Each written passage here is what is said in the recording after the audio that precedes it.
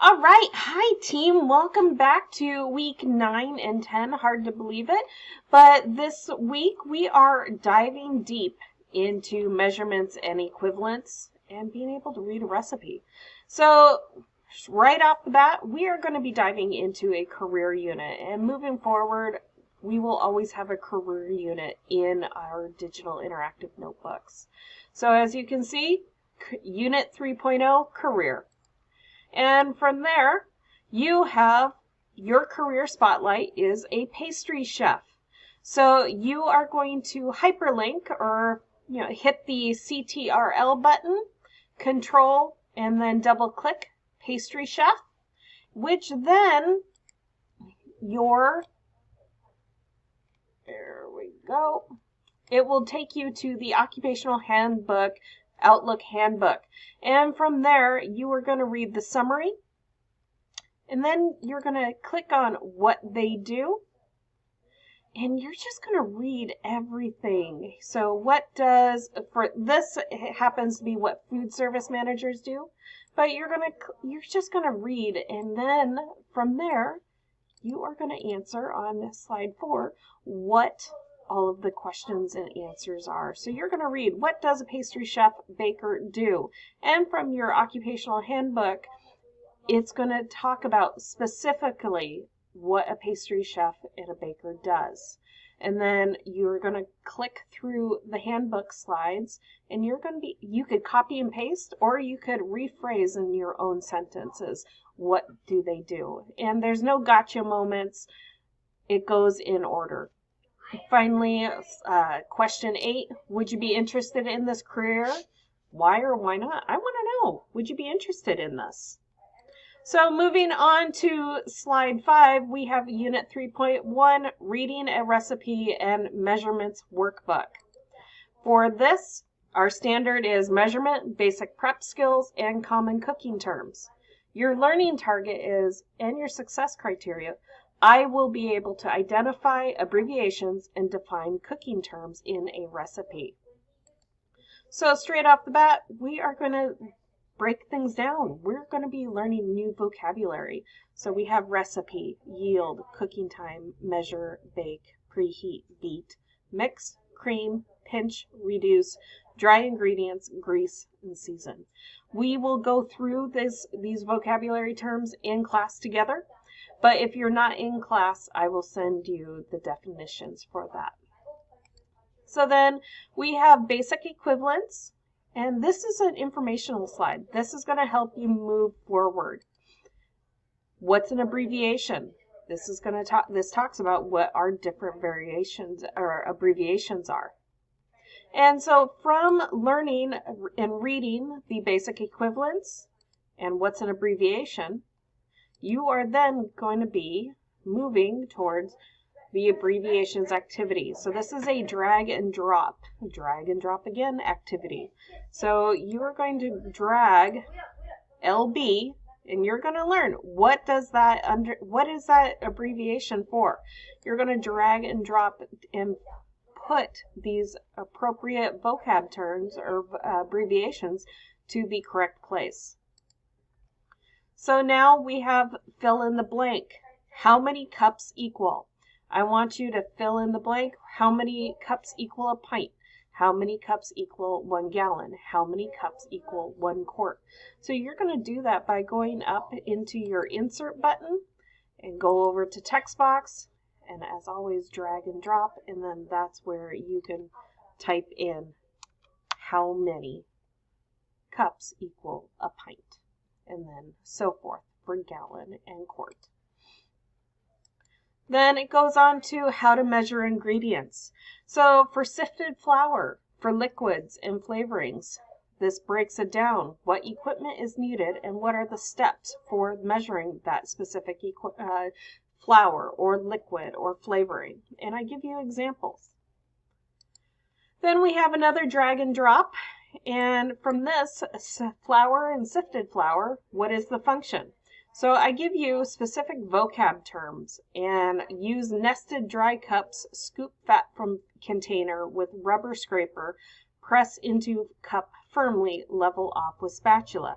where would that go? Where would that go? Would it go into flour, granulated sugar, brown sugar, shortening and peanut milk, and water, honey, or salt spices? So it says fat. Shortening and peanut butter is a fat. So you're going to drag and drop into the appropriate places with those definitions. Put that back. And then we have a butter measurement activity. So fill in the tablespoons for this butter using the given line. So here I've given you a line, and I'm hoping we're going to do this activity together in class on Thursday. But if not, honestly, go find a stick of butter in your refrigerator, and I want you to look at what the proper measurements are, because they're there on a stick of butter for you. So all you'd have to do is Control-C, copy, Control-V, paste. Now a new line appears. Then I want you to figure out how many tablespoons actually equal 1 stick of butter. So now the second activity on this slide is, if this were a 1-pound box of butter, place the lines to identify how many sticks of butter there would need to be. So if this were a 1-pound box, how many sticks of butter would you need? So I've given you one line, but you'd have to copy and paste another line, or however many lines that you find. So then you have to fill in the blank. How many sticks of butter equal 1 pound? I want you to tell me in numbers how many. How many cups? So how many cups of equals 1 stick of butter? So you're going to have to figure that out. Then we have an equivalence activity. So how many teaspoons equal 1 tablespoon? How many tablespoons equal 1/4 cup? And so forth. So you'd have to fill in the blank there.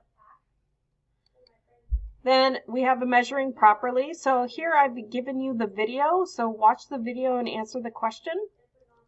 And I will be sure to go in and give you a safe YouTube link. For those of you who do not have YouTube access, I will give you a safe tube link to watch this video. But you're going to need to watch this video very carefully and follow along. There's no gotcha moments, but it goes in order. What do you measure in the dry ingredient measuring cup? You're going to have to follow along and type in exactly what she says. So this is for slide 18 and 19. Now you have a flip grid activity.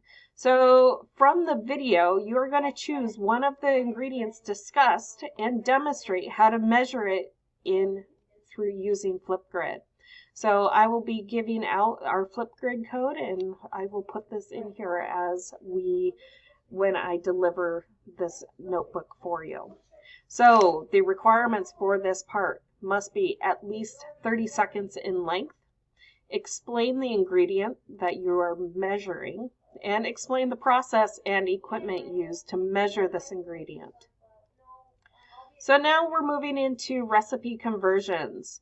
So sometimes recipes have the right amount for the number of people you are serving. Don't make enough for the number of people you are serving, or make too much for the number of people you are serving. So as always, successful cooks know how to read a recipe. They are able to understand what abbreviations mean, measuring techniques, equivalents, and how to change out a recipe.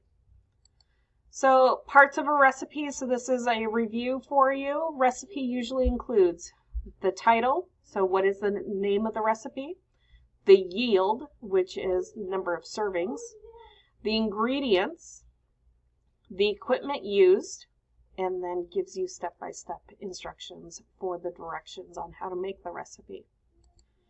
Now I've given you an actual recipe, and this is a drag and drop. So you're going to take all these colored areas, and you are going to move them to where the appropriate place is. So I'm giving you title. I want you to grab the light color blue. So the title, and we need to send it to the back. Send it back. The title is Streusel Coffee Cake. Yield. move it over, right click, send back, and you make it fit. The yield is 12 pieces. Then you go over to cooking terms. So you need to read through this recipe and find out what terms are being used. How about oven temperature, cooking time, and equipment? So that is what you need to do for slide 24.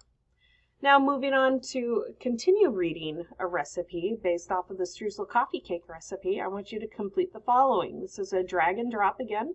So here I've given you a light green, and you're going to have to Control C, copy, Control V, and paste, because you're going to have to make a couple of these.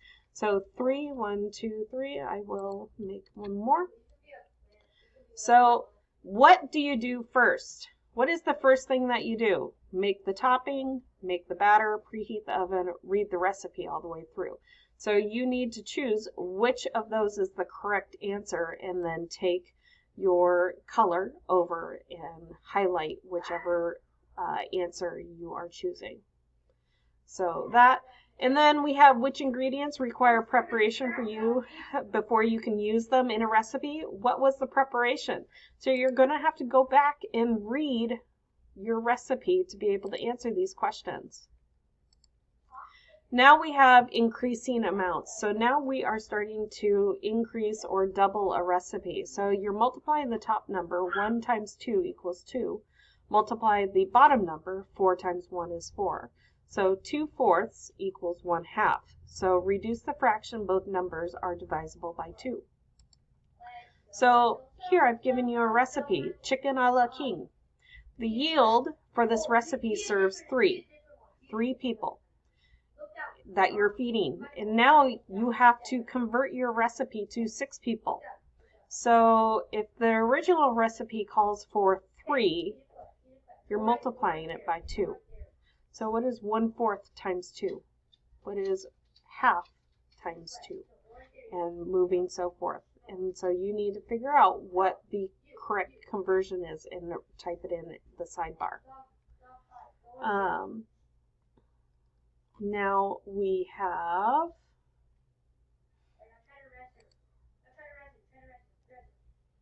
problem 2, spaghetti sauce. So this yield, the yield for this recipe serves 8. As you can see, the original recipe here serves 8. But now you are needing to reduce the recipe to 4. So you're removing 2 people. So how can you reduce this recipe? So make sure that you are following along. So decreasing a recipe means multiply the top number, 1 times 1, and multiply the number 4 times 2 is 8. So decreasing times half, all right? So then we have let's try decreasing this recipe together.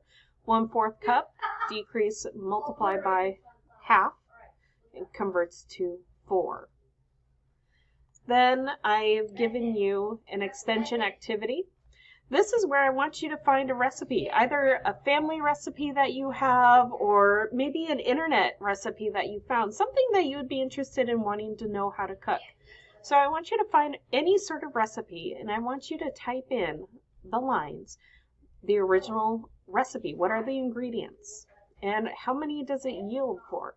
So I need you to tell me exactly. So the original recipe, the title, how many it actually serves according to the recipe that you're choosing from. So you're then going to type in, 4 green peppers. You type that in. Then if you're going to increase by 2, you would need 6 green peppers. If you're going to decrease your recipe from 4 green bell peppers, you're going to need 2 green bell peppers. So I want you to go through that. Then in final closing, don't forget to save your digital interactive notebook and save it to your OneDrive, and always upload to our Foods and Nutrition class for Unit 3, measuring and reading a recipe. I hope this is beneficial and you've enjoyed this instructional video. I can't wait to see you in class and excited to have all sorts of fun and learning time together. I'll see you soon. Bye.